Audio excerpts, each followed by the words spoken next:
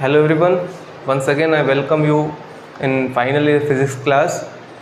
तो सबसे पहले एक क्विक रिवीजन ले लेते हैं। हमने पिछली क्लास में पढ़ा गया था, तो हमने ये कहा था कि बाइंडिंग एनर्जी हमारे पास एक टर्म होता है किसी भी न्यूक्लियाई को फॉर्म होने के लिए, किसी भी न्यूक्लियाई को बनने के लिए, किसी नाभिक को बनने के लिए बाइंडिंग एनर्जी बहुत ज़रूरी है।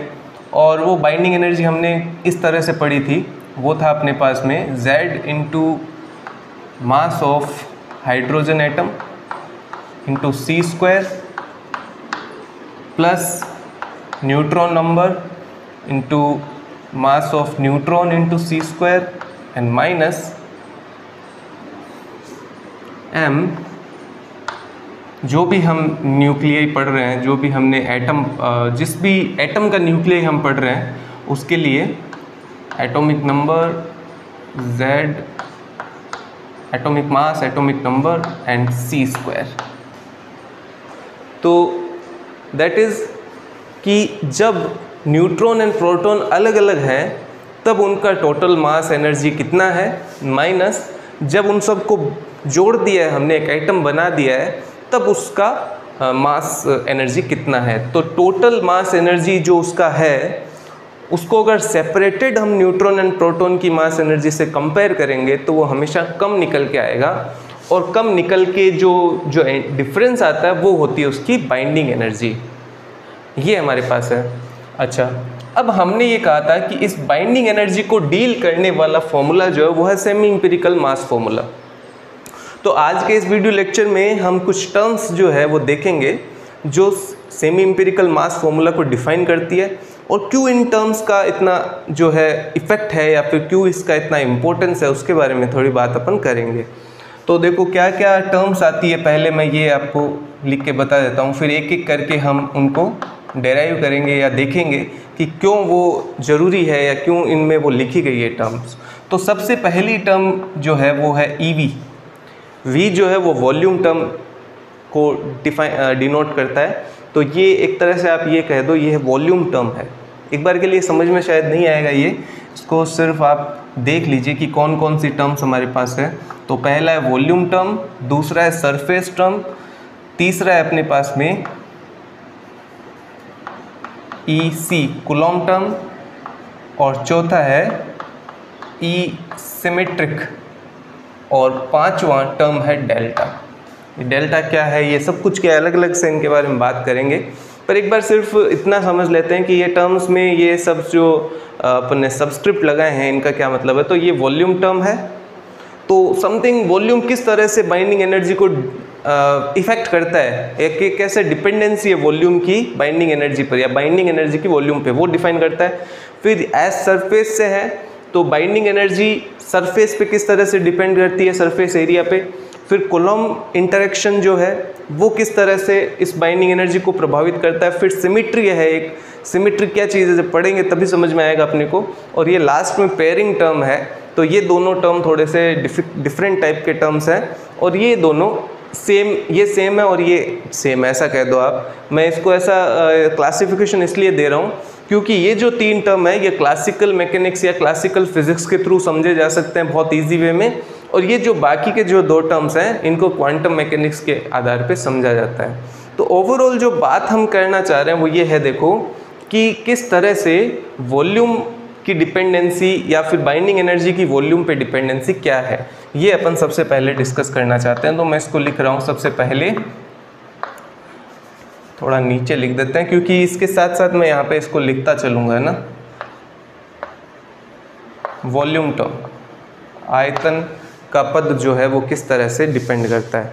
तो ये पढ़ने से पहले एक छोटी सी बात अपन करते हैं। देखो होता क्या है बेसिकली कि वॉल्यूम का कनेक्शन कहाँ से जोड़ा गया है ये मैं आपको बता देता हूँ कि जो जितने भी न्यूक्लियॉन्स हैं यानी जितने भी न्यूट्रॉन्स एंड प्रोटॉन्स हैं वो सब एक दूसरे को अट्रैक्ट करते हैं एक बहुत ही पावरफुल फोर्स के थ्रू, जिसे अपन कहते हैं न्यूक्लियर फोर्स। ठीक है भाई, आपने पढ़ा है ये 12th क्लास में, आपने पढ़ा है नाभिकीय बल होता है, ये न्यूट्रॉन एंड प्रोटॉन्स के बीच में लगता है, न्यूट्रॉन्स एंड न्यूट्रॉन्स के बीच लगता है, एंड प्रोटॉन के बीच में भी लगता है। ये उस विद्युत बल से अलग है भाई जो अपन प्रोटॉन प्रोटॉन इंटरेक्शन जो पढ़ते हैं ना, जो कूलाम का, वो यहाँ आएगा अपने पास में, उससे अलग है और बहुत ही पावरफुल फोर्स है। ये आपने देखा पढ़ा होगा कि नाभिकीय बल इस सृष्टि के सबसे ज़्यादा पावरफुल फोर्सेज में से एक है, ठीक है, इससे ऊपर कोई फोर्स नहीं है। तो अब ये जो न्यूक्लियर फोर्स है इसके बारे में हम बात करना चाह रहे हैं और न्यूक्लियर फोर्स इस वॉल्यूम टर्म को डिफाइन करेगा, इस चीज़ को आप ध्यान रखें। तो देखो सबसे पहली चीज़ कि अगर मैं ऐसा कहूँ कि ये अपने पास में न्यूक्लियस है या फिर नाभिक है, तो इसमें अगर कहीं पे भी एक न्यूट्रॉन या प्रोटॉन मैं इमेजिन करूँ, तो ये न्यूट्रॉन एंड प्रोटॉन अपने आसपास में बाकी जो न्यूट्रॉन एंड प्रोटॉन है उनको अट्रैक्ट करता है और अट्रैक्ट करने के कारण से ये बाइंडिंग एनर्जी को इंक्रीज करने का काम करता है। कौन? Nuclear force. लेकिन इस न्यूक्लियर फोर्स को मैं एक तरह से आउटलाइन कैसे इसकी बनाऊंगी, किस पे डिपेंड करेगा, ये जानने के लिए हमें इसकी नेचर के बारे में थोड़ी सी और जानकारी होनी चाहिए। तो इसका नेचर ऐसा होता है भाई कि बहुत ही शॉर्ट टर्म का, ये शॉर्ट रेंज का फोर्स होता है। मतलब जब लगेगा ना तब बहुत ही इफेक्टिव है, बहुत ज़्यादा है, लेकिन जैसे ही दूरी थोड़ी सी बढ़ गई वो फोर्स लगना बंद हो जाएगा। अच्छा, तो ये रेंज कितनी है? ये रेंज नियर अबाउट फेम्टोमीटर में होता है, 1 या 2 फेम्टोमीटर तक की जो रेंज है, यानी कि 1-2 फेम्टोमीटर के करीब अगर आप ले आओगे किन्हीं भी दो पार्टिकल्स को, एलिमेंट्री पार्टिकल्स को, तो उनके बीच में न्यूक्लियर फोर्स लगना स्टार्ट हो जाएगा, ठीक है। लेकिन ये हमें पता है कि ये जो इसका रेडियस है या इसका जो डायमीटर है वो लगभग 10 फेम्टोमीटर के रेंज का होता है। हमने शायद एक एग्जाम्पल भी किया था पिछली एक क्लास में, जिसमें हमने इसका डायमीटर या फिर रेडियस निकाला था, तो वो 10 फेम्टोमीटर के कोटि का होता है। तो अपन जो बात करना चाह रहे हैं वो ये है कि यहाँ पे जो न्यूक्लियन है वो अगर यहाँ के न्यूक्लियन की बात मैं करूँ तो उसको इंटरेक्ट नहीं कर पाएगा, क्योंकि इसकी नेचर ही ऐसी है, ये शॉर्ट रेंज का फोर्स है। तो क्योंकि इनके बीच में अगर ये मैं 10 कह रहा हूँ तो ये नियर अबाउट 4 फेम्टोमीटर तो अपन मान ही सकते हैं, 4 या 5 फेम्टोमीटर। तो जैसे ये रेंज आ जाएगी तो ये इसको इफेक्ट नहीं करेगा।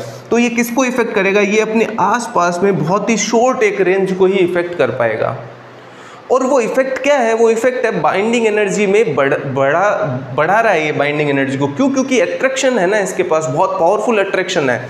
तो अब ऐसा मान लें कि इसके चारों तरफ इस न्यूक्लियन के, इस न्यूट्रॉन या प्रोटॉन के चारों तरफ अगर n अदर न्यूक्लियंस हो, तो अगर आप पेयर्स की बात करोगे तो कितने बॉन्ड बन जाएंगे, कितने पेयर्स बन जाएंगे, ये चीज़ अपन देखते हैं। अगर एक न्यूक्लियन n न्यूक्लियन से पेयर बनाता है और टोटल नंबर ऑफ न्यूक्लियंस अगर हमारे पास a हो, तो टोटल पेयर्स कितने बनेंगे भाई?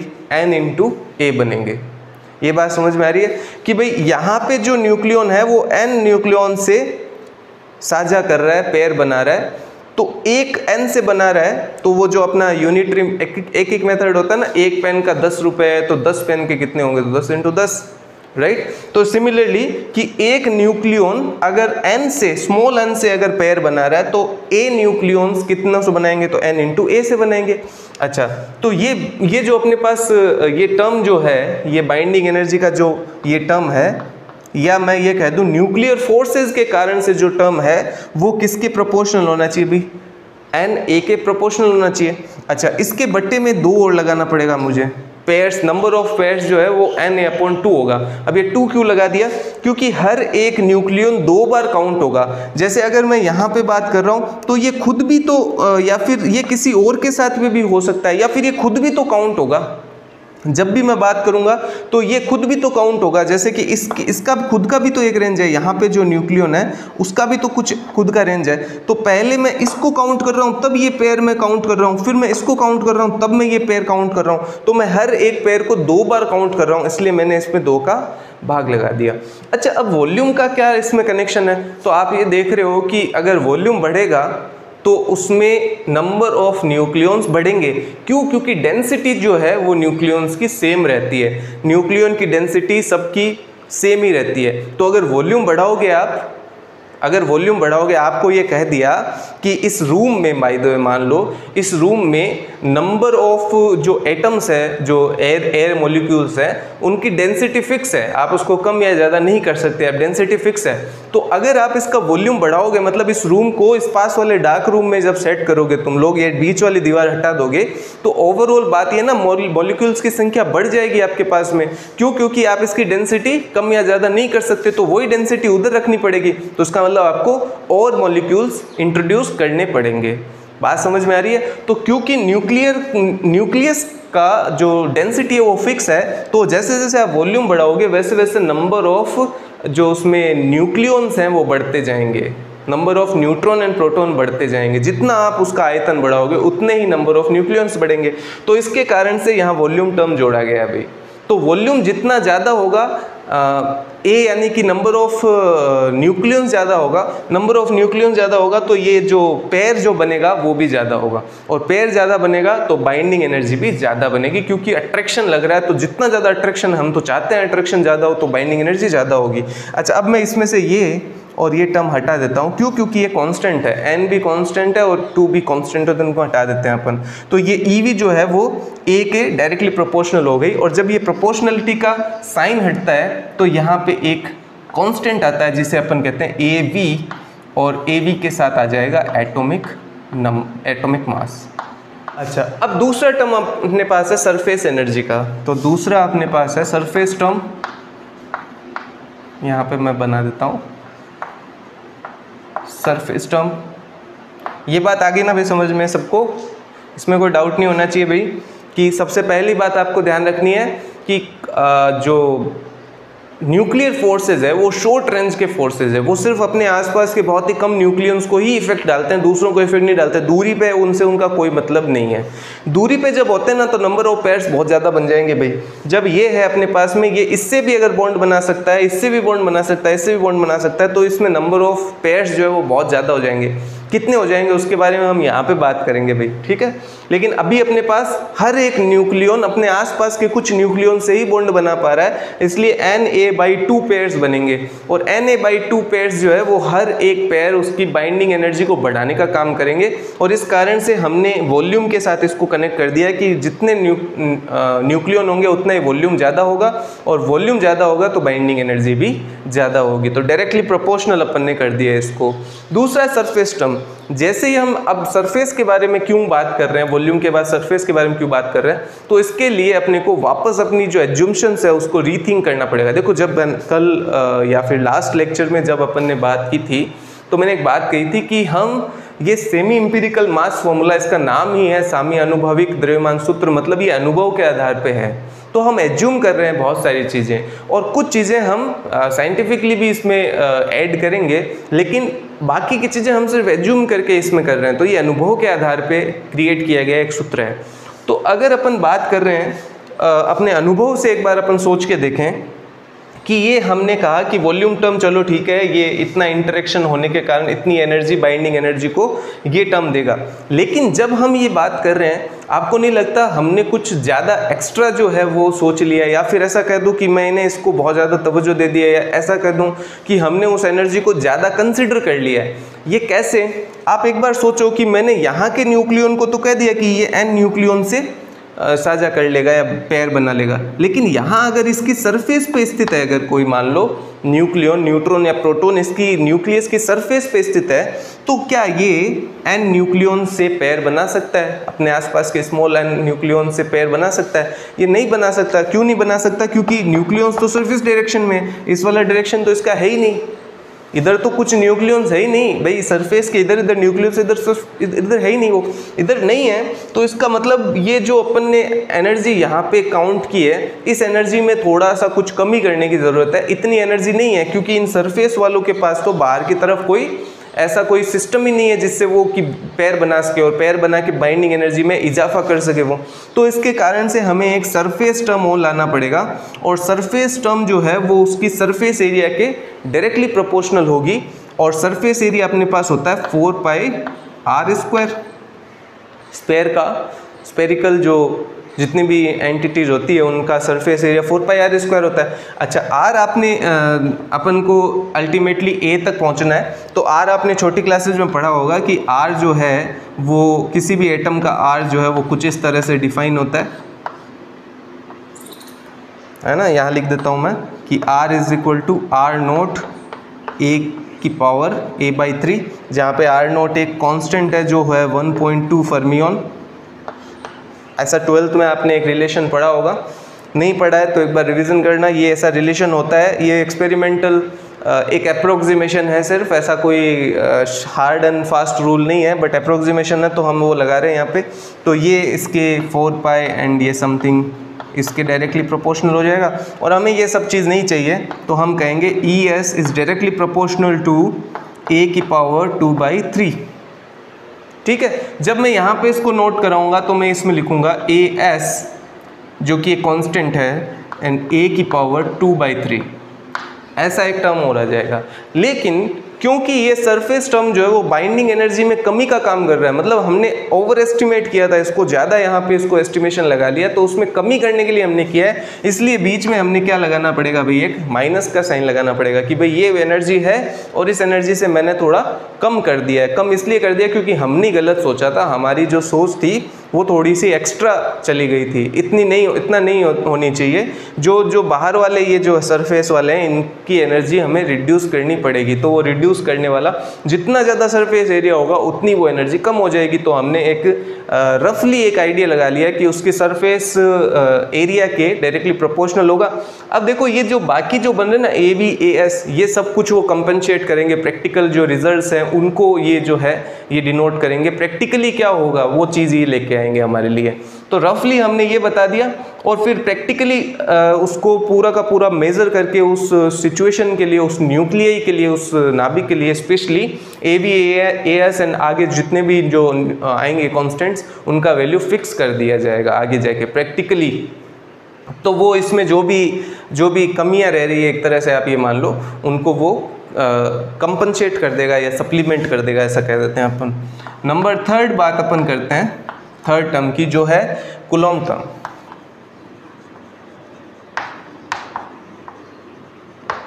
ठीक है, अब देखो हालांकि मानते हैं अपन कि न्यूक्लियर फोर्स सृष्टि का, यूनिवर्स का सबसे ज़्यादा स्ट्रॉन्गेस्ट फोर्स है, लेकिन क्योंकि वहाँ प्रोटॉन एग्जिस्ट करता है, प्रोटॉन एंड प्रोटॉन एक दूसरे के आसपास एग्जिस्ट करता है, तो कम ही लगो चाहे लेकिन कूलॉम्ब फोर्स होगा ज़रूर। मतलब वो एक्टिव नहीं हो पाएगा, वो अपना इफेक्ट नहीं छोड़ पाएगा, बट इट डजेंट मीन कि वो वहाँ है नहीं।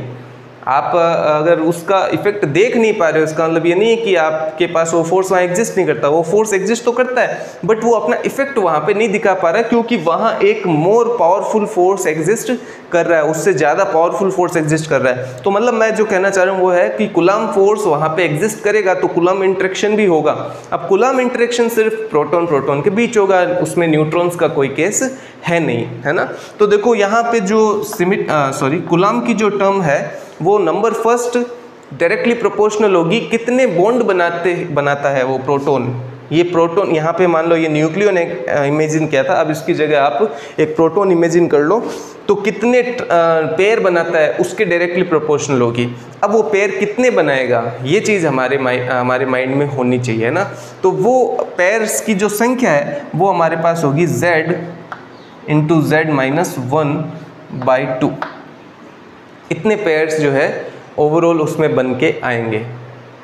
ठीक है, अब ये संख्या कैसे आई हमारे पास में, तो ये संख्या इस तरह से आएगी अपने पास में कि पहला जो अपने पास में बात करें, अगर अपन प्रोटॉन की बात करेंगे तो पहला प्रोटॉन z-1 अपने पास में पेयर बनाएगा, क्योंकि खुद के साथ तो बनेगा नहीं। तो पहला है z, मान लो 10 है तो 10वां जो है वो बाकी 9 से बनाएगा बॉन्ड। ठीक है, तो z-1। दूसरा जो है अगर अपन दूसरे को इंक्लूड करेंगे तो पहले वाले को एक्सक्लूड करना पड़ेगा, क्योंकि उसके साथ बाकी सब के तो अपन ने इंक्लूड कर लिए हैं। समझ रहे हो, पहले प्रोटॉन के साथ बाकी सब का हमने इंक्लूड कर लिया, तो उसको तो एक्सक्लूड ही करना पड़ेगा, उसको निकालना पड़ेगा साइड में। तो दूसरा Z-2 हो गया। इसी तरह से Z-3 and up to so on, जाते जाते लास्ट में जो बचेगा वो 3 + 2 + 1, लास्ट जो प्रोटॉन है वो एक ही बचेगा लास्ट में, उसको उसी से बॉन्ड बनाना पड़ेगा। तो ये जो संख्या है Z-1, इन सब संख्या का योग जो है वो Z-1/2 होता है। पहली n-1 संख्याओं का योग है ये, एक तरह से n संख्याओं का योग होता है n+1/2 और n-1 संख्याओं का योग होता है n(n-1/2)। आप मैथ्स में हो, आपको पता होगा ये। तो ये इसके डायरेक्टली प्रोपोर्शनल होगा। अब इसको हटा देता हूँ क्योंकि इसका कोई रोल नहीं है वापस उसी तरह से। दूसरी चीज़ कि कूलॉम टर्म जो है वो अपने साथ में जो कूलॉम एनर्जी लेके आएगी, है ना, तो कूलॉम एनर्जी जो है अगर आपने पढ़ी है तो वो आपके पास में होती है आवेश के Q1 Q2/R।